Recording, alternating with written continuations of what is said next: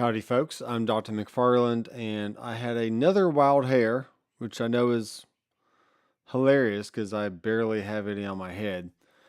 Um, but I switched things back around to where they were, but almost.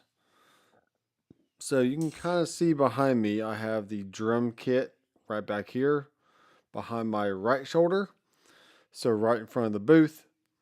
Um, I still have my TV on the wall, which for the time being, I think will just stay there.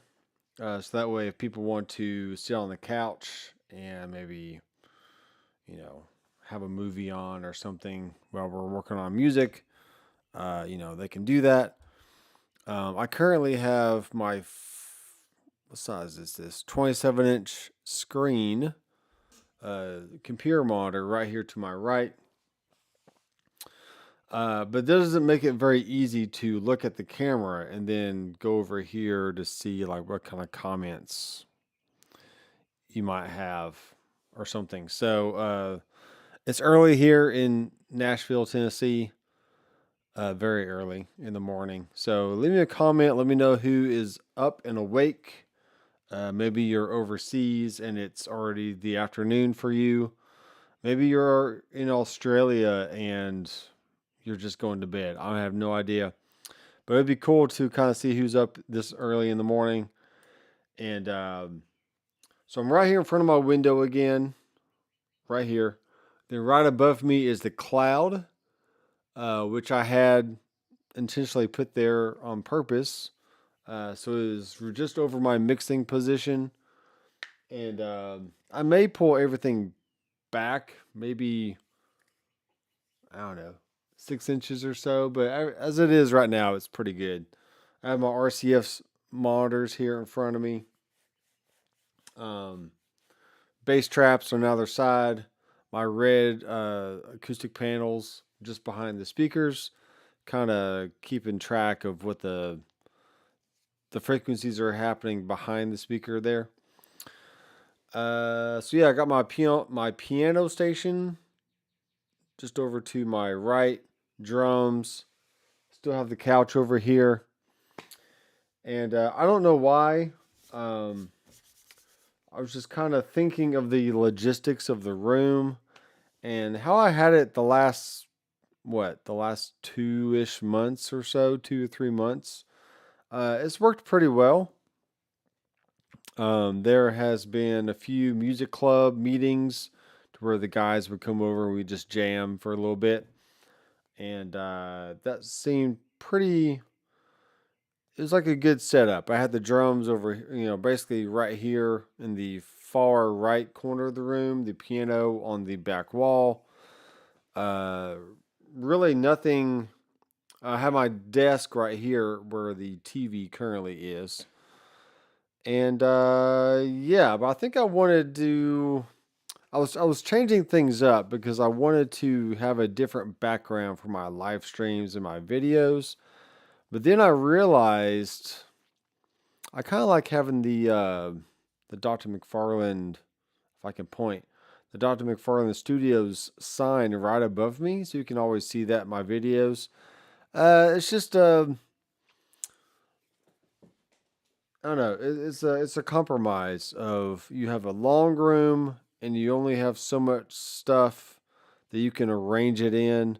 So at this point, I've basically gone the desk being here to the drums being behind my left shoulder. I probably could have put the piano over here, but then the couch would have had to go back over on this side. And so basically, at this point, I have the desk back where I left it, or where I had it the first time. And I basically just swapped the location of the couch and the drums and piano. So that's basically all that's happened in the last. When did I change it before? I feel like it was probably March, February, March is when I changed it last. Something like that. It's kind of funny. So early in the morning, the birds are chirping right outside my window. And I wonder if the microphone's picking that up. I don't think it would be picking it up too much. But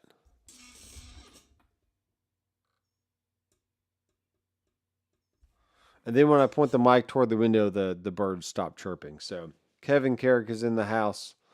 Hello there, morning. Yes, it's very early morning. I do have a light over here, and then I have my little loom light on my rack. So I got a nice illumination going from both sides. So I think I look pretty decent. This would be a good view for most live streams, I would think, and or just videos in general. I do have a. Let me grab it real fast.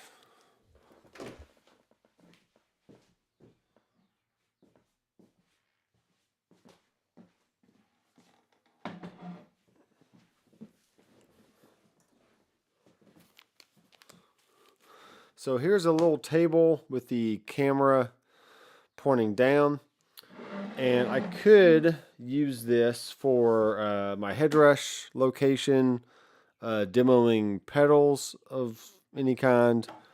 I might even, I don't know if I would want to paint it, but I could put a piece of green felt or some kind of green material on the top. So that way I had a green screen effect going on at all times. And that way the pedal would just look like it's not on a table, but it could be like floating. And then I can position it over my, well, you can't really see this, but I can position it over my, I can't tell what I'm doing. I can position it over the screen somewhere, either over this way or over that way. So you just have this pedal floating in midair on my screen. And that might look cool. So I'll have to experiment with that. I might have some green fabric somewhere. And if not, I can go to Joann's or Walmart or something and buy some. That would be good. I am really, really, really liking. Hello, I'm back. I'm really liking the Studio Live mixing board. It is working out very well. I can do some post processing on here. I can do some compression, all kinds of neat stuff. So there's a little bit of compression going on. I got some EQ. I can EQ in and out. May not need to do a whole lot. Let's change the frequency of that. Actually, let's go back here. Maybe adjust the mic pre-gain, adjust the, come on, high pass filter.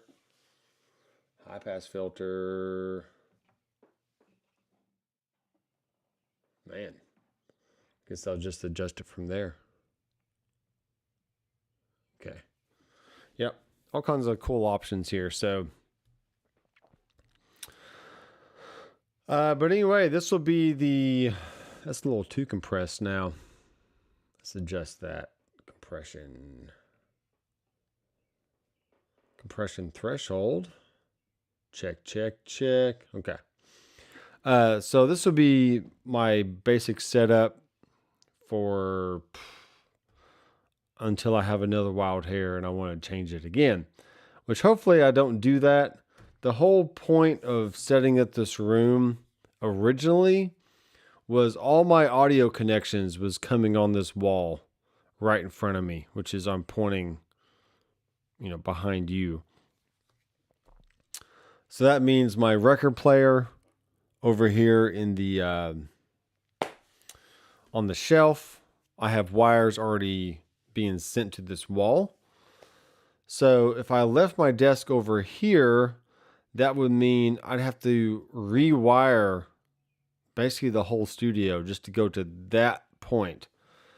And that's not going to happen. It's just not going to happen. So I might still do something like this, though. I might add a headphone and XLR combo jack panel behind the piano, and then do the same thing over by the drums.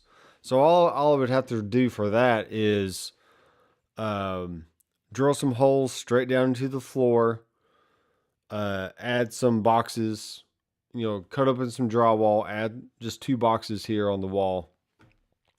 And actually, over by the drums, it'd be great to have a USB connection, which I already kind of have one in the booth. And I've never used it in the booth, so it might be better to maybe take it out of the booth and convert it over to where the drums are now. And once I get done with all that, I can patch the holes and do all that stuff. But I think that'd be a little less work versus trying to reroute all the cables over to one central location. Just keep them all here in front of me by the window in front of my desk. And like I already have all the headphones working over there as well. I have a little patch bay behind the couch now, a 4 mic input patch bay. So I can plug in some mics over there. Maybe some people want to sit on the couch and do a podcast. And so I can sit here at the desk, they can sit on the couch or wherever else in the room they want. And yeah, it might be really neat. It might be neat. And actually, I could do this. Because if I'm going to use the piano as a USB controller for, virtual instruments, I might need to have a little patch bay with a headphone jack, a USB port, and at least maybe 2 microphone combo jack or 2 combo jacks of some sort. So that way, either I could choose to have a stereo piano plugging straight in, coming back here on the board, because this is a 24 channel mixing board, so I have plenty of inputs and outputs to work with, and so that might be neat. So 2 combo jacks, a headphone, and then a USB just as a backup, and then the same thing over by the drums, having 2 combo jacks for just whatever I want. I could go stereo out of the drums just to have a good stereo mix of an audio signal from the built-in sounds of the kit. I could have a headphone amp or a headphone input and a USB port, so I can take the output of the drum module. I'm really tired of the drum module and plug that straight into the wall. So another patch bay. I don't think that'd be too much work, really. And I got full attic space on either side of me, so I have plenty of room and to really crawl in there and dig around, and it wouldn't be too hard at all, I don't think, to add 2 more audio USB kind of panels. So jumbo jacks, no, combo jacks. Combo jacks. As in a 1/4 inch and an XLR in the same jack, essentially. So you can either plug in a microphone or you can plug in a line level signal or anything like that. Yeah, that really wouldn't be too much, I don't think. I think it will work pretty good. So,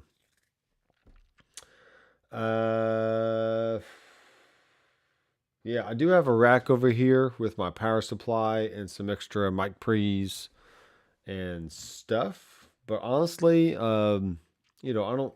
Now that I have this board, I'm just using the mic pre's straight from the board, and I don't really need these other ones. I mean, they're there if I need them, I guess. But then I have a 6-channel headphone amp that's working pretty good. And what's going to be cool about that is I can go. I have all these aux mixes. I can send stereo outs or even mono outs to an aux mix, probably stereo. and then go stereo into my 6 channels on the headphone amp. So that way the vocalist or whoever is in the booth can have their own mix. The piano player can have their own mix. The drummer can have their own mix. Whoever is sitting over on the couch area can have their own mix.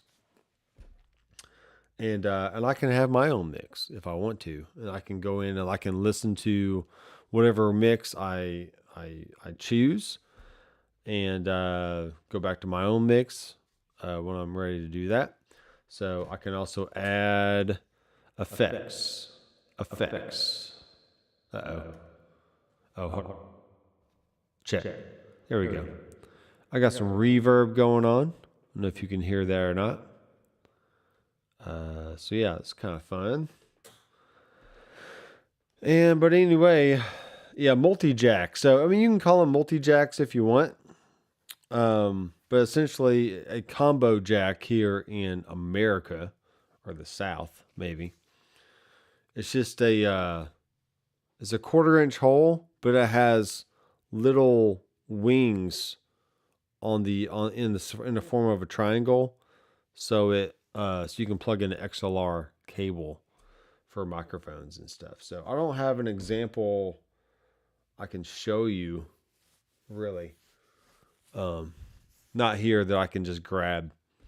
But I do have some pull-out trays I can put in my rack over here. And so I might move my computer and hard drives into my rack and clear out the space on either side of my mixing board just to kind of clean up the desk maybe a little bit. And but if that happens, that would mean I'm not really sure what that would mean. I'll probably do something like this. I might grab another monitor to put right here in front of me, but that means that the camera would have to be a little bit higher as well. So in all my videos, the camera will be kind of pointing down, kind of like a Joe Gilder of Home Studio Corner. He has a very similar setup like that, to where the camera is higher and is not as eye level as what it is right now. I feel like it looks pretty good. I mean, this is a good view right here. This looks really nice. Alabama sweet tea, that's right. Alabama sweet tea. Yeah, so if that happens, that means I could have this screen still over here off to my right, kind of as like a extra something. Then I could have the main screen right in front of me. It's very interesting. I could have the camera just above the mixing board and then have the screen above the camera. Very similar to how I had the TV over here. And I could have the TV back over in this area, but that would mean it would block the window. And I kind of like having the window open, or at least having that option to get some light in here and not have everything so blocked off. So yeah, I did add a lot of listings to reverb.com, and I did also I added 2 guitars to Sweetwater's Gear Exchange because I hadn't used the Gear Exchange yet, and it was a very, very easy process. So I might do a video on that pretty soon on showing how to do that process. And it was easy. I figured it out pretty quickly. So Rudovan, can you actually tell me your name? Because I don't know what this spelling is, but it'd be cool if I actually knew what your name was. Maybe try a mirror, like a cooking show. Ooh, that'd be crazy. But I'm not sure how that would work for a computer monitor, though. I'm not sure how that would work. It might work. It might work. So it's 5:28. I have to leave the house about 7:15 or so. I might take a little cat nap. I'm not sure what's going to happen. I have my phone charging this whole time, so that way I got some juice. I did start a new YouTube channel for my for somebody else that I know. And they will be doing drawing and fashion type videos. So maybe I'll leave a link in the description here so you can go subscribe to that if you want. But yeah, if I had the light a little bit brighter, you can see the Dr. McFarlane better. If I sit back a little bit, you can definitely see the full thing there.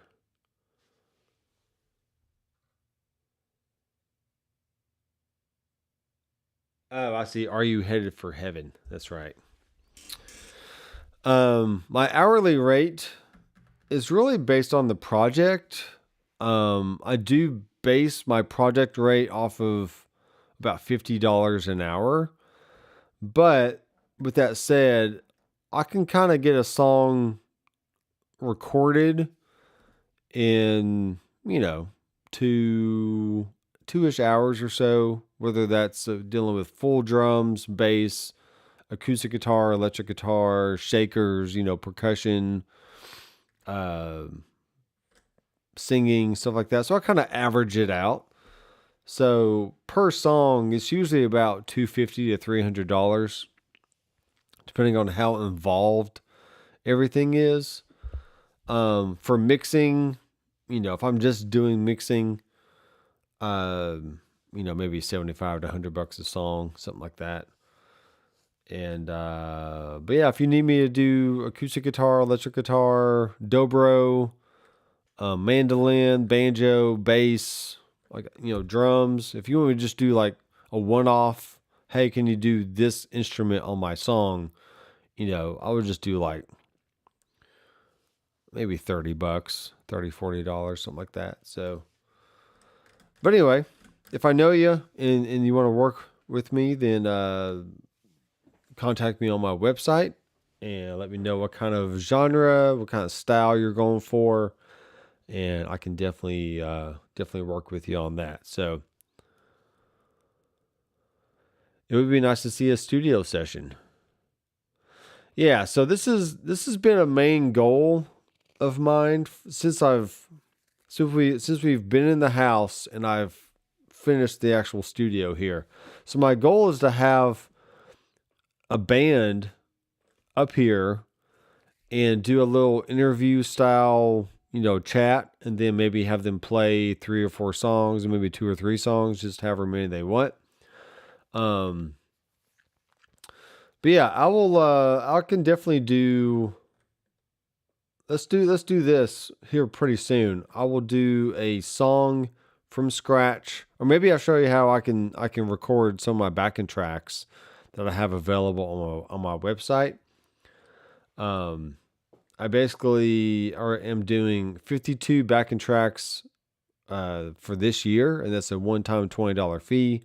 So if you want tons of cool little grooves and stuff you can practice your guitar or saxophone or drums along with, or whatever you want, just think of that like a donation to the channel.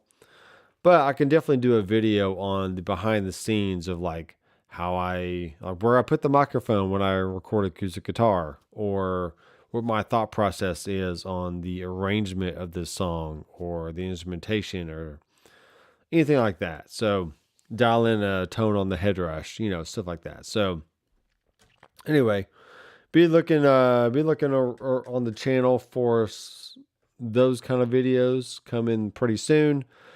I have a pretty nice kit back here, and I'd like to I could probably just move this table right over in that area and get a nice headshot, over the head view, and do some drum videos. I have a new bass, a 5-string bass. That's really cool. So doing some bass videos, some more electric guitar, some acoustic guitar stuff. Yeah. Back in the 80s, quarter-inch 8-track, I did a 200-day rate. Man, was I busy and poor. 200 a day, that might be cheap. It might be too cheap. Because you have to buy the tape, and then if your day was 8 hours, tape wasn't cheap. I mean, for $200, the tape ate up a lot of your budget, I'm sure.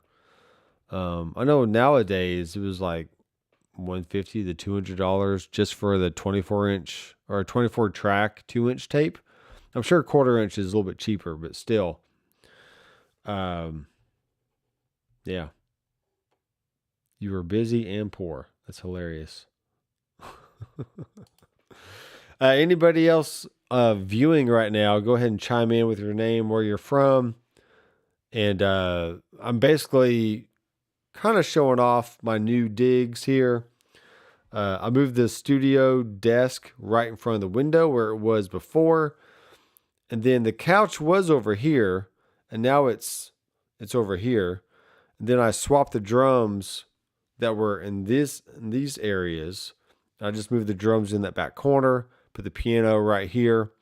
So I could pretty easily just slide over to the piano, do some stuff, slide back, move this little sidecar over to where I can see the screen really easy. I feel like the microphone's a little too close to me or something. But yeah, I think I would like possibly to have, I'm not sure what I want here in front of me. I'm not sure. I had a widescreen, like a 34-inch widescreen computer monitor. But then one day my studio light fell over and it hit the screen, and then it cracked it. And I was really mad. I was like, oh man. So I think I was moving stuff around, and the thing just fell over, and that's what I get for having too much clutter in the studio. I've been really working hard to not have clutter here in the studio. Like, just everything has a place. You can walk in really easy, not have to step over stuff, move around stuff. Yeah, no clutter. That's the ideal situation. If I can keep it this way. So here's an old hacky sack that I've probably had for about 20 years or so. And what's fun about hacky sack was in between the jazz band I was in college, we were also the pep band for the basketball team. So during our halftime, we would go into the concession area, I guess, the main foyer of the gym. We would just huddle around in a circle and just play hacky sack. I was horrible at it, but it was fun. I was horrible, but it was fun. That's the story of my life right there, I guess. So maybe put the mirror there. I look really good saying the word vanity. Yeah. Bristow, Virginia.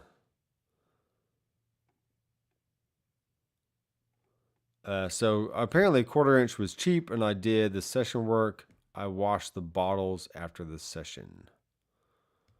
Wash the bottles. Cool. Yeah, I actually had a Tascam 38 for maybe 2 years or so. I found it. Actually, the first one I had was a 16-track Fostex, I think. It had issues. It didn't sound all that great. Or maybe I just didn't know what I was doing. But then I found the Tascam 38. I'm pretty sure my friend Bruce fixed up and then sold to me or something. No, I don't think he sold it to me. I bought it somewhere, and then he did help me try to fix it a little bit. And then I took it to Welcome to 1979, and they worked on it there, and just never would stay functioning long enough to get some decent results. I did record an album. Well, let's just say this. I tracked drums to analog tape and then bounced it to the computer. And I also recorded some vocal acoustic type stuff and then recorded some cello. But during the cello session, I would record onto tape, and then when I play it back, I noticed the cello was like kind of warbly and flangey sounding, and so that kind of told me that I think the tape was speeding up and slowing down as they were recording, and it was just printing that weird warble to tape. So, needless to say, I was very bummed, but I didn't know enough about analog machines to really own one. It's kind of like me owning a boat. Like I know nothing about boats. I'm sure I can learn some stuff, but me having a boat just makes zero sense because I know nothing about them, don't know how to maintain them, and so it's the same story with analog machines. So yeah, I ended up selling it to some father and son. They were gonna have fun using it on a project, and I wish them good luck on all that. So, Andrew, I did not get the new Prime Headrush. Yeah, Fostex 16, Super Fostex 16. I do not have a Prime Headrush, but more Headrush content will be coming out. I will be updating my website with all the latest goodies that have been coming out in the recent updates in the last 6 months or so. So I'll get caught up on all that. But who knows? I might have something cool from Headrush coming on the channel soon. Just keeping up with the videos, more how I make rigs, my thought process behind dialing in sounds on amps, and I really have fallen in love with the Fender Deluxe model on the Headrush, and I've also decided I really like the Black Lux cabinet, the 1x12 cabinet. I kind of go back and forth on this, but I either choose the Ribbon 121 off axis, or if I'm going for like a more tight metal or hard rock kind of sound, I'll use the Dyne 7, which is like a SM7B microphone on axis. And that is a great sound. And I haven't found any amp that sounds bad through it yet. So even though I have, IRs and there's lots of other cab options, excuse me, the one cab to rule them all, which I did my live stream on the other night, demonstrating about eight different rigs using that cab.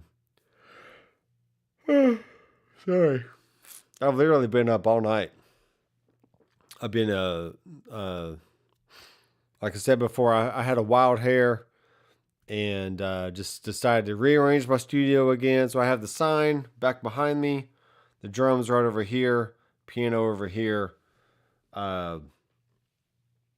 couch, and then the vocal booth is in the same spot it's always been in. So, but the problem with this setup is I have my screen here, so I'm looking at the comments here, but then the camera is over here. So, it's just kind of strange.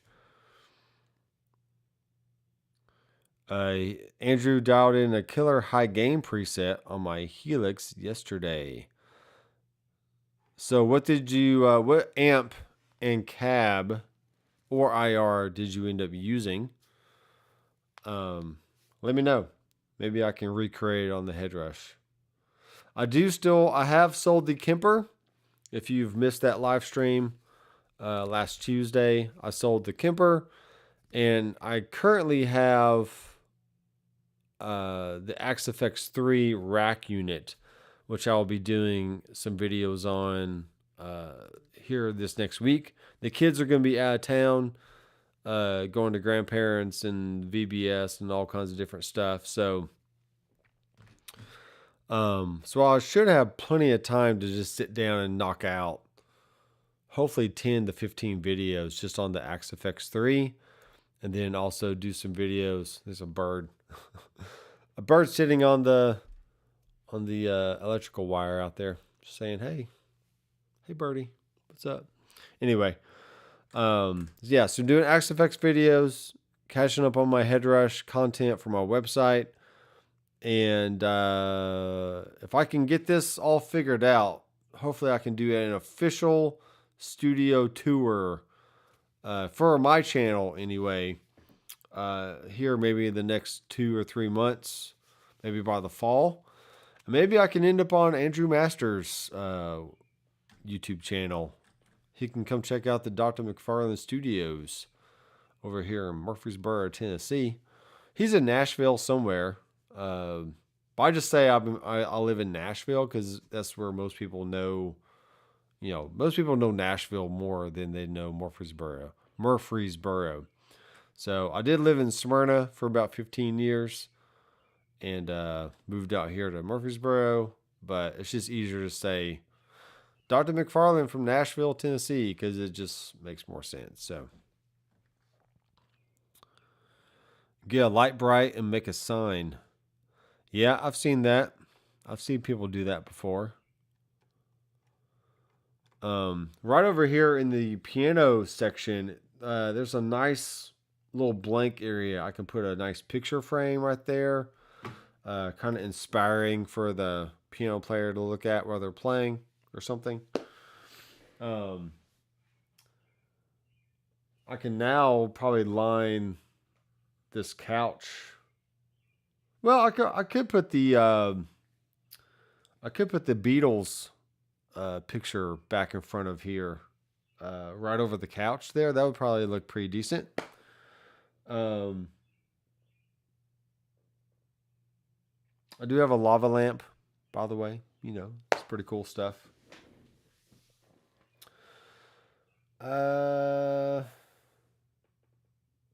Yeah. That's pretty much all the ideas I have right now. And I'm surprised people are actually watching this early in the morning. It's funny. Andrew, where are you located at? If you're still watching. I feel like you're from Colorado or something, but maybe not. Uh-oh. Grew up in Murfreesboro. No kidding. Before first grade. Stanley Street, Small World. That's cool. I'm here in the Walter Hill area, just off of 231 and Jefferson Pike. So it's a good central location. Our work actually off of Sam Ridley in Smyrna. So it's about a 15, 20-ish minute drive over there. And so it's a good location. It's kind of in the middle between work, and I can still get to like Walmart pretty easy, and some other places in Murfreesboro if I need to. So another cool thing I could probably figure out is if I had some lines coming out of my combo jacks over here, I could have them hooked up to my amplifier, so I can sit here at the desk, but also be playing through something else. I don't know. That might be too much work. Wouldn't it be worth the payout?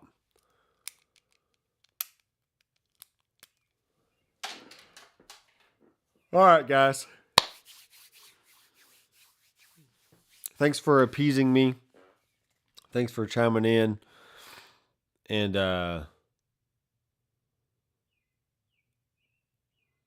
Line 6 Litigator and the 4x12 black Blackback 30. Okay, cool. So Litigator is like a Dumble kind of thing. I do really like the Axe-Fx 3. It is super nice. But the kind of tones I can get on my Headrush, I mean, they are really, really good as well. And I just feel like I told myself at the beginning of the year I wasn't going to spend a lot of money. And then I went and spent a lot of money. And so now I'm kind of coming to the realization that, hey, it was kind of fun while it lasted, but I need to sell off some of this stuff. So, pay off some cards and put some money where it should be going instead of just into gear all the time. So once I'm done with my 15, maybe 20 video series on the Axe-Fx 3, more than likely I will just sell that off and just pocket the cash and put it where it needs to go. Though in the future, I'm not sure yet, but I may get an FM3 from Fractal just so I have like a nice small unit. I can still access all the amps and effects that I need to. And also have it be a floor unit where I can, if I wanted to take it to church and use it for a live service, or just have an extra thing here in the studio that someone can plug into, maybe a bass player, maybe a rhythm guitar player, somebody that just has already have the presets already made. They just have to plug in, kind of show them how things work, and they can switch between their different sounds pretty easy. The problem with the FM3 is, well, here's the problem. I had the FM9, then I traded it for the Axe-Fx 3, but now I'm thinking the Axe-Fx 3 is just way too much for what I need. So I could sell it and probably get an FM3 for maybe $900-ish or so. And but the problem is you can only have one amp block and only one reverb block. And I really like having an always-on reverb, and then having a separate reverb block, have it be more ambient, maybe for shimmer or stuff like that. But you can add in a Plex delay and a Plex pitch or pitch something, and those can act as a very, very lush reverb and delay and other ethereal type effects. So if I really wanted to get back into the Fractal land for not tons of money, I could just get the FM3 and pretty much have all the amps that everybody else has, that the FM9 has and that the Axe-Fx 3 has and whatever else. So I feel like with the sun coming up here in the window is changing the brightness of the room a little bit. So the room is probably getting a little bit brighter. More than likely, I will add some curtains here in front of the window so I can either draw them to have not as much light come through, or I can pull them back to let the light in and kind of look outside and watch the kids playing or something while I work. Who knows? Mark Tremonti PRS. Yeah, I did some soul searching last night. Let me grab some stuff here. Oh, whoa.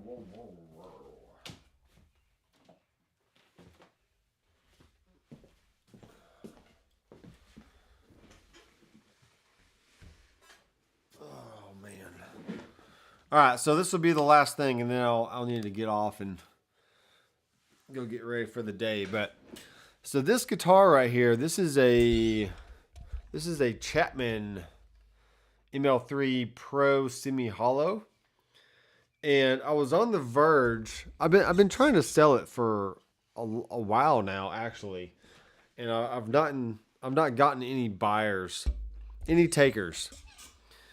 And see, I feel like if the camera was pointing down, then you could probably see like my playing my guitar a little bit better. But otherwise, I would need to get a chair that can raise a little bit higher. I don't know, whatever it is. But anyway, I've been trying to sell this guitar, But I came to the realization that it sounds really, really good. It also feels really, really good. I love the neck on here. Let me find a pick. Where do I have a pick here? Yeah, I'll use that. So I like doing the.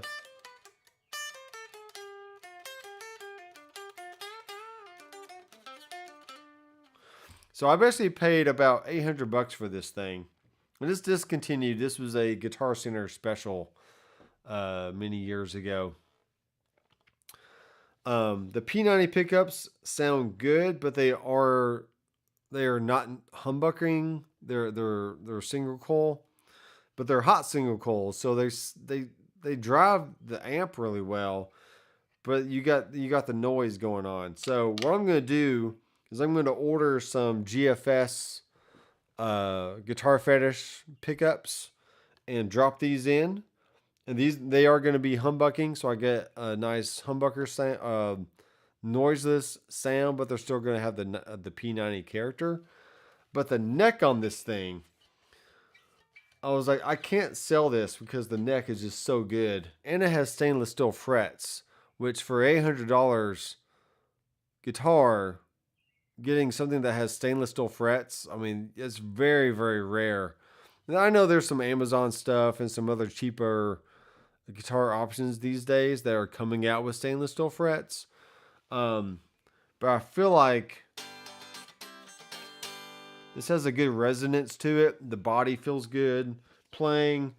There is like a slight sharp edge right here on the body, which I'm not too fond of. But when I'm sitting down, I don't feel that hardly at all. So it's only when I stand up.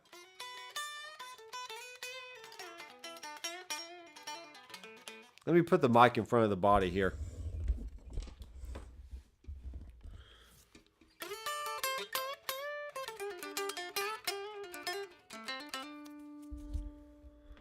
Try and get it where you can see it.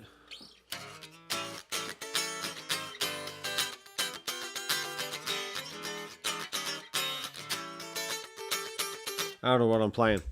But anyway, I like this guitar, so I'm going to end up keeping it and then switching out the pickups. Oh. And then this guitar, which I've been also not really actively trying to sell, but I was contemplating on selling it. This is the Chapman ML2 Pro. It also has stainless steel frets, and it's a metal machine, pretty much. But I already have in my possession some Guitar Fetish pickups that I might try experimenting and putting them in here, and then taking the one pickup I was going to put in my my new Kiesel Aries neck through. I want to change out the middle pickup position because it's not loud enough for some reason. I'm not sure why. So I'm going to switch that out. Take the other two pickups I was going to put in the other guitar and now put them in here. And this is going to be a cool guitar. This is going to be cool. Very, very cool. Yeah, it just feels good. It's a good lightweight guitar. You can sit on your lap and just play forever. It also has stainless steel frets, a very comfortable neck. You can pull this out to tap the coils. And they actually dropped the price on these about 6 months after I bought mine. So I definitely couldn't get what I paid for. I couldn't get it back what I paid in. So it's more worth it to keep it, especially for the stainless steel frets, and be able to use it for practicing and not have to worry about the frets wearing out, playing my D chord over and over and over and over, stuff like that. So, yeah, I need to have a little guitar stand right over here, maybe on wheels, so I can wheel it around. So I can have like a bass, an acoustic, and maybe one electric over here. I can just kind of sit by the desk and grab and go. But anyway, that was my realization that kept me up really super late. And then I was gonna lay down for a little bit. I got this thought in my head going, what would it look like if I switched things back around? And at that point, I was like, well, I gotta know what it's gonna be. So I just went ahead and did it, and uh, I did like the other way, but I like this way as well. And it's gonna make it easier to run all my cables on this wall, like I had originally planned, like a year ago, and just make it happen. So let's see.